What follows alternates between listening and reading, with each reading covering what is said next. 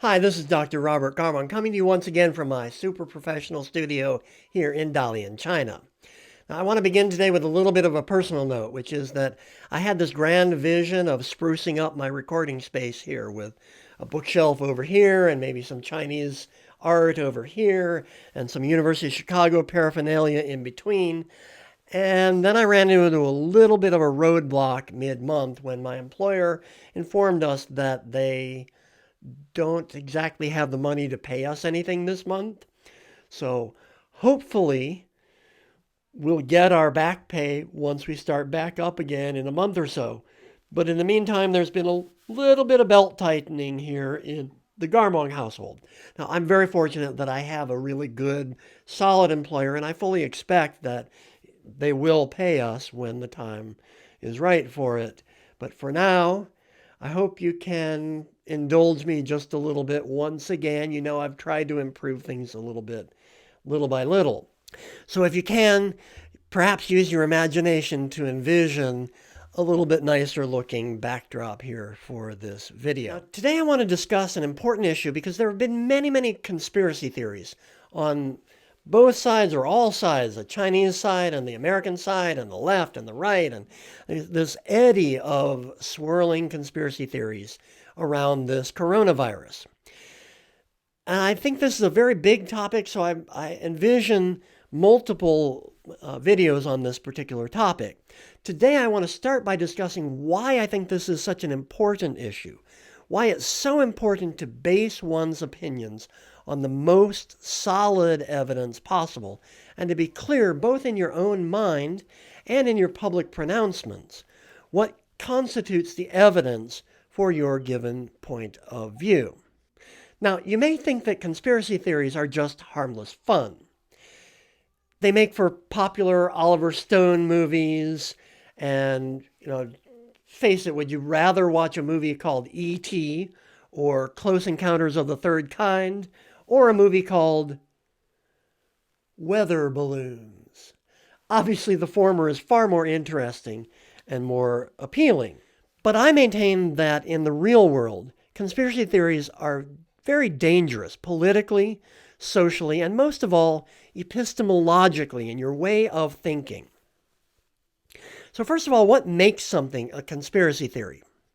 Now, a conspiracy theory is a theory that the standard interpretation or the common sense interpretation of some important event or entity is wrong because the event was in fact caused by a secret conspiracy, a cabal operating behind the scenes. Some group of powerful people, usually with the intent to harm or exploit the weak or the common person, of whom the theorist and his audience are assumed to be members.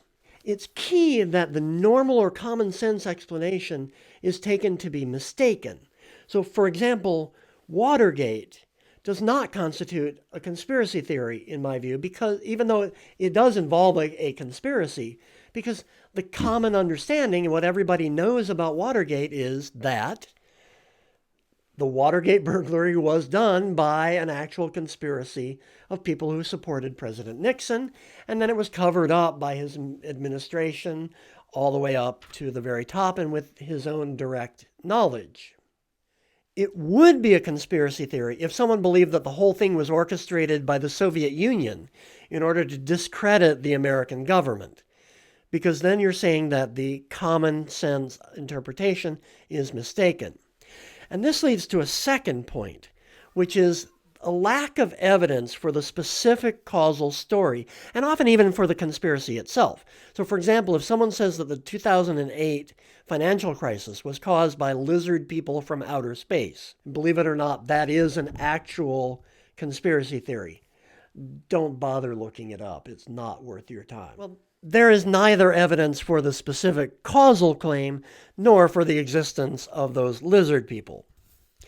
Now, of course, there's always a fog of what appears to be evidence or sounds like evidence, such as scary-sounding coincidences surrounding any conspiracy theory. There's always some elaborate yet compelling story, usually flagrantly disregarding Occam's razor. but there's no evidence for the specific claim being made. For example, when Charles Manson's followers killed Sharon Tate and a number of her friends in her home in California, there was a mysterious pair of glasses found at the scene of the crime that didn't fit any of the victims or any of the perpetrators. And so, of course, the defense team made this out to be clear evidence that there must have been a third person there who actually committed the murders, and my clients are completely innocent of this. Now, Occam's razor would say that the obvious explanation is some random person lost their glasses at Sharon Tate's house. But to a conspiracy-minded person, that constitutes evidence that these people didn't actually do what they in fact did. In the case of the coronavirus, I've seen a Facebook posting purporting to have been written by a pediatrician who claims that at some unspecified time this year, she saw many cases of children who were very sick but tested negative for the flu. And this was supposedly came from someone in America. Now, it's very easy to say, oh my God, there's some terrible disease going around and it's not the flu. It must be COVID-19. But in fact, that's a mere coincidence. Maybe this person actually is a pediatrician.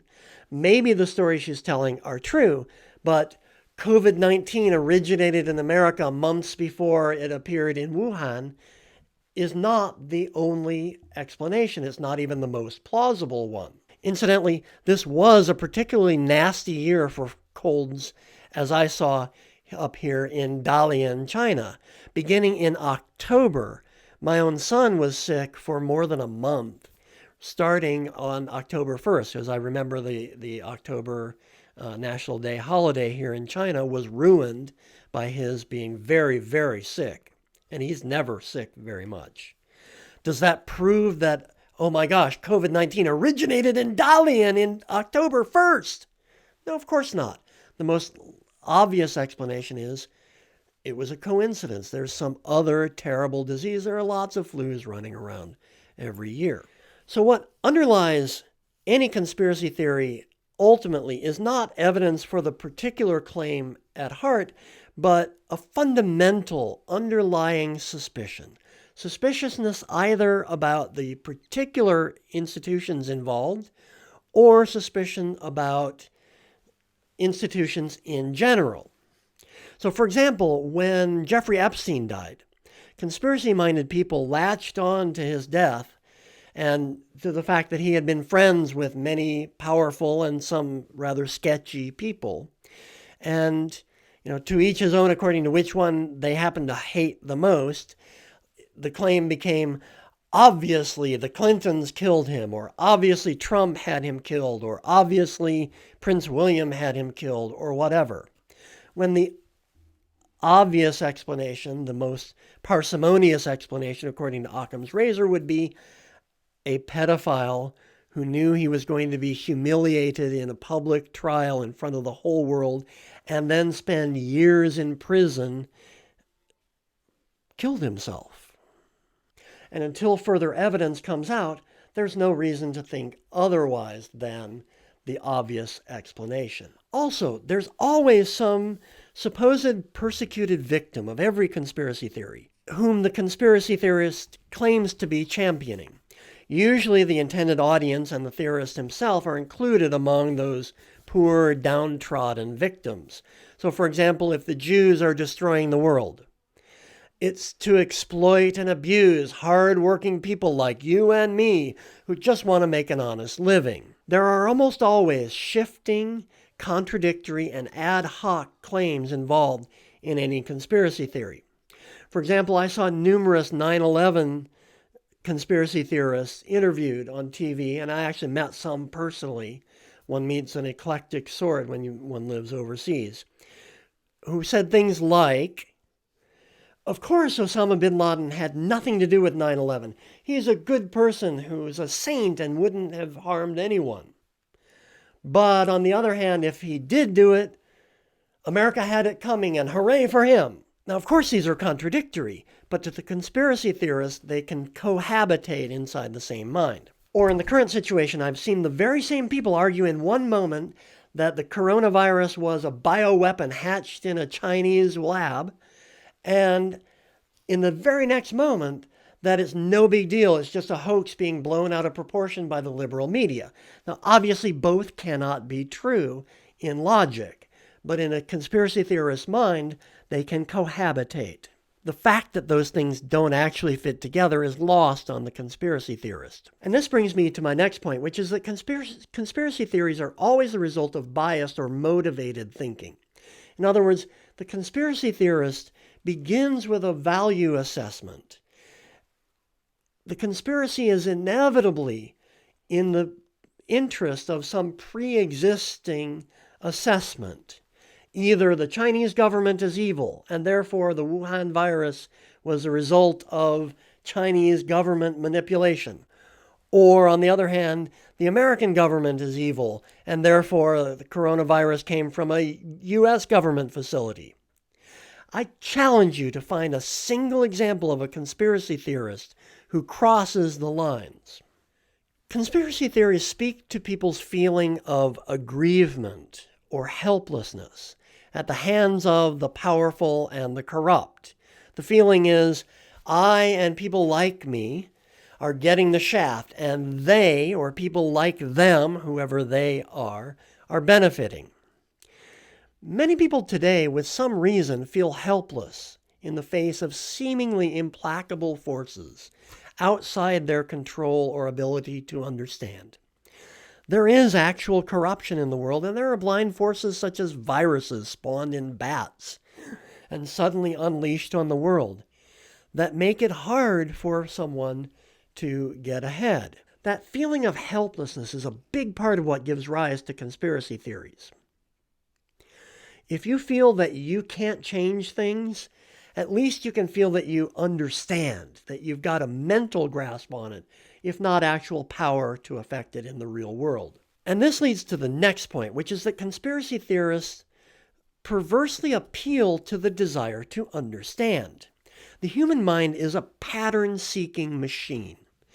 That's what it means to be a rational being, to see not just individual tables, but the concept of table, and thus apply all your knowledge about this particular table to every member of that category. But every tool has a failure mode, and the failure mode of the rational mind is the capacity to see patterns where they don't really exist. Are your crops bad the year after your daughter got married? It must be because the crop goddess disapproved of your new son-in-law. Did you win at the slot machine while wearing a new pair of socks that your mom got you for Christmas?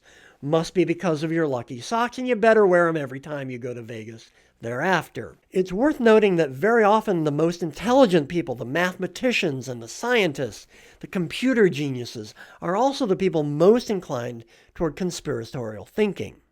They're experts at identifying patterns, so they're inclined to see them where they don't really exist.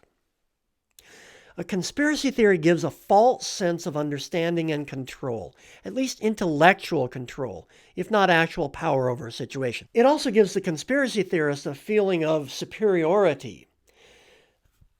The sheeple, or the whatever their particular accusation is, they just don't see what I see. And it can explain one's own personal alienation or other failures. I don't fit in not because I'm a misfit, but because I see things that other people just don't. So in this explanation, you can perhaps get a sense of what I think about the problems involved in conspiracy theories. Why I think they are not just harmless diversions, but actually destructive. For one thing, there are just first-order consequences. Someone shoots up a pizza parlor because he believes it's a front for a child sex ring. Someone beats up an Asian-looking person because he thinks he's a Chinese person bringing coronavirus to America. Someone drinks bleach because she thinks that Big Pharma is hiding the truth about its restorative benefits. And of course, there's always the danger of international conflict because one side believes the other side committed what would in fact be an act of war if they actually unleashed intentionally a virus. Conspiracy theories entrench the tendency toward tribalism. If the coronavirus was a Chinese government bioweapon or a U.S. government bioweapon, then it's clear that they are out to get us. Conspiracy theories also seed distrust and skepticism, not just distrust of the particular individual who's proven to be dishonest or corrupt, but of anyone and anything that isn't your guy. For example, many people in underdeveloped countries refuse to take polio vaccines because they believe they're a weapon from the West to destroy them. Conspiracy theories, in other words, involve a toxic mix of credulity and skepticism. And this leads to my last point, which is that conspiracy theories undermine objectivity. One key to objective thinking is to be ever vigilant against biased thinking. Cognitive psychology tells us that people have a strong confirmation bias and other forms of biases that must be guarded against aggressively and self-consciously if one is to be rational. And unfortunately, what conspiracy theories do is to encourage the exact opposite. If something fits with my narrative, if it supports my tribe and helps me attack the other tribe, then it's probably right. And that, I submit, is one of the most destructive methods of thinking that you can submit to. Now, I haven't said much about the actual conspiracy theories surrounding the coronavirus. However, there is a lot to be said about those specific ones. I expect to do at least one and possibly several videos attacking these in detail. Once again, thank you for watching, and please don't forget to hit like and subscribe.